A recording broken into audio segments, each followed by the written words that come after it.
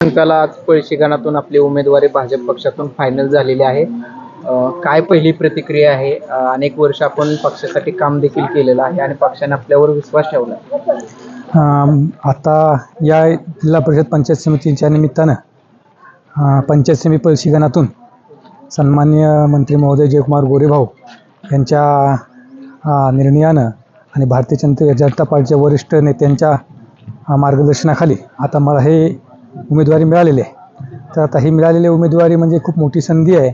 भारतीय जनता पार्टीचं सरकार दिल्लीमध्ये आहे, महाराष्ट्रामध्ये आहे, आपल्या जिल्ह्यामध्ये आहे आणि तालुक्यामध्ये आहे. आता हे सत्तेची जी गंगा आहे ती दिल्लीपासून आपल्या गावापर्यंत गणापर्यंत पोहोचवण्याची ही चांगली संधी आहे असं मी समजतो.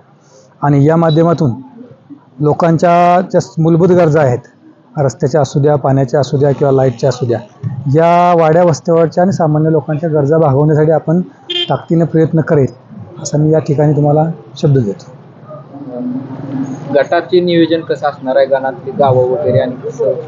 आमच्या गणामध्ये जी गावं आहेत ती बऱ्यापैकी अगोदर मी पंचायत समिती गेल्या वेळेस मी लढलेलो आहे आणि मी गेली 10-15 वर्ष इथं प्रॅक्टिस मेडिकलचं केलेलं आहे. दवाखाना चाललं, त्या माध्यमातून लोकांना वैद्यकीय मदत केलेली आहे.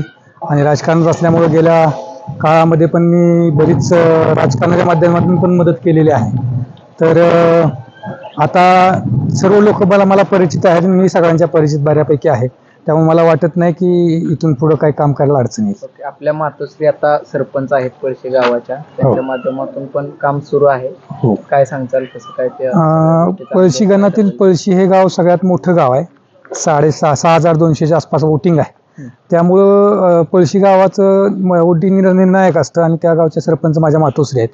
ग्रामपंचायतीच्या माध्यमातून आणि सन्माननीय मंत्री महोदय जयभाऊंच्या माध्यमातून भरपूर निधी आमच्या गावात आणि आमच्या भागात आलेला आहे आणि बरीचशी कामं प्रगतीपथावर आहेत. पळशी गणातून कोणकोणते विकासाचे मुद्दे घेऊन आपण निवडणुकीला सामोरे जात आहात? पळशी गावातून विकासाचे मुद्दे म्हणजे पळशी मानगंगा नदीवरील साखळी बंधाऱ्याचा प्रोजेक्ट जो झालेला आहे आणि इतर विकास कामं, रस्त्यापासून ते इतर कामं भरपूर झालेले आहेत. ते सर्व कामं जनतेच्या समोर आम्ही घेऊन जाऊ. आता प्रचाराला सुरुवात होते, कधीपासून किंवा कसं काय सुरू करणार आहे? आता आम्ही प्रचाराला सुरुवात आजपासूनच करणार आहोत. प्रचार आम्ही ताकदीनं करू. आमचे सर्व भारतीय जनता पार्टीचे सर्व वरिष्ठ नेते आहेत आणि माझ्याबरोबर जे इच्छुक उमेदवार होते ॲडव्होकेट हांगे वकील, हे सर्वजण आम्ही एकत्र बसून आम्ही प्लॅनिंग करू गावोगावचं कसं कसं करायचं ते. ॲडव्होकेट हांगे पण इच्छुक होते, फॉर्म भरला होता. हो. त्यात तुम्हाला आता पुढं काय भूमिका काय असणार हांगे वकील?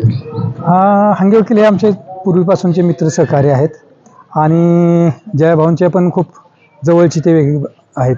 तर जयभाऊंच्या शब्दाखातीर त्यांनी मला पाठिंबा दिला आणि ते थांबले. त्यांना योग्य ठिकाणी घेण्याचा शब्दसुद्धा जयभाऊंनी दिलेला आहे. त्यामुळे मला वाटत नाही काय अडचण येईल. आता आपल्या पुढं राष्ट्रवादी घड्याळाचा उमेदवार देखील असणार आहे, त्यांचं आव्हान कसं राहील? ते काय एवढं मला आव्हान मोठं वाटत नाही, कारण तो पण माझ्याबरोबरचाच कार्यकर्ता आहे. मानसिंग खाडे हा माझ्याबरोबरचाच कार्यकर्ता आहे. परंतु आता सध्या भारतीय जनता पार्टीच्या माध्यमातून होणारी विकास कामं आणि पक्षप्रवेश आणि वाढलेला गट, त्यामुळं राष्ट्रवादीच्या पुढं भारतीय जनता पार्टीला काय अडचण असं वाटत नाही.